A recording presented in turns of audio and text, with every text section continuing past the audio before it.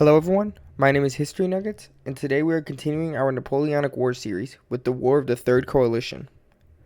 The War of the Third Coalition would be the start of the true Napoleonic Wars, seeing the first war happen with Napoleon at the head of the French state. The War of the Third Coalition also started much before the actual coalition was formed, with Britain declaring war on France on the 18th of May, 1803. After Napoleon's failed army in Haiti, Napoleon sold Louisiana to the US for 15 million modern US dollars. This money would be set about to plan a major invasion of England. The Swedish, seeing this, allowed the British to use Swedish Pomerania as a military base after Swedish and French political connections would be halted. British Prime Minister William Pitt, during the years of 1804 and 1805, attempted greatly to form a new campaign against France.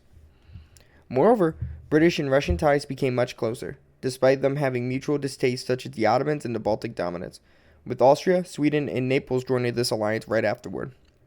The Third Coalition was officially formed, hoping to bring France back to its 1792 form.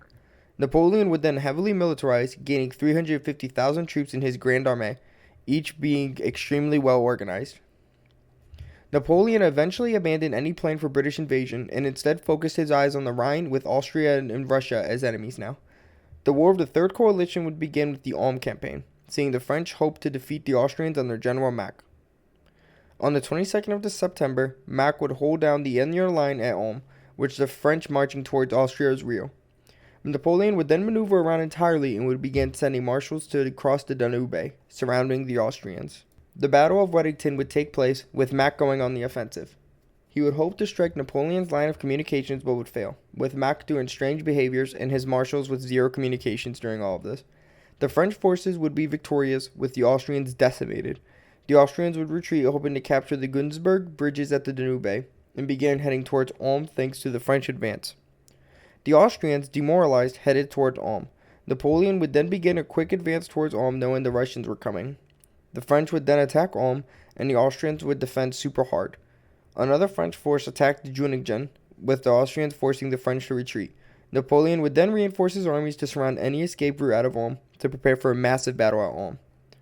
The Battle of Ulm would then take place, with Mack in a dangerous situation due to him realizing he could not escape. Under Marshal Murat's command, a massive pursuit would take place, with him surrounding and capturing 12,000 Austrians. Napoleon would then sign a convention with Mack, ending the battle with a gigantic French victory. The massive Battle of Trafalgar would take place during this, with the French and Spanish fleets hoping to gain control of the English Channel. Under Lord Nelson, the British would be victorious despite being heavily outnumbered, maintaining naval supremacy towards the British side. The French would then engage heavily towards Vienna after the Austrian army. The Russians would also beginning to withdraw, arriving at St. Potin. The Battle of Durenstein would then occur here, with the joint Austrian and Russian force defeating Mortier's force. The French would retreat and meet up with Napoleon's main force. The massive Battle of Austerlitz would then take place, with a massive battle containing over 150,000 troops on each side. The Battle of Austerlitz would see a gigantic French victory, with the French aiming their artillery at the ice to drown retreating soldiers at the end. The coalition forces would quickly flee, and Napoleon was once again victorious, this time in his greatest victory yet.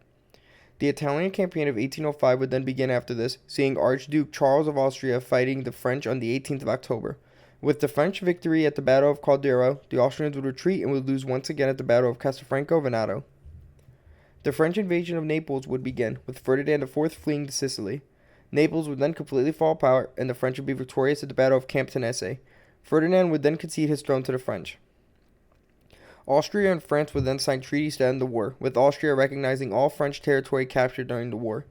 Venetia would be given to the Kingdom of Italy, a Napoleon puppet state, and Napoleon would create the Confederation of the Rhine, a coalition of states in Central Europe. The Holy Roman Empire would then collapse, ending centuries of rule in the region.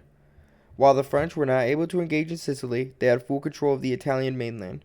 Prussia, seeing all these actions, began mobilizing and preparing for war against the French, leading to the eventual War of the Fourth Coalition. This is History Nuggets. Thank you for watching.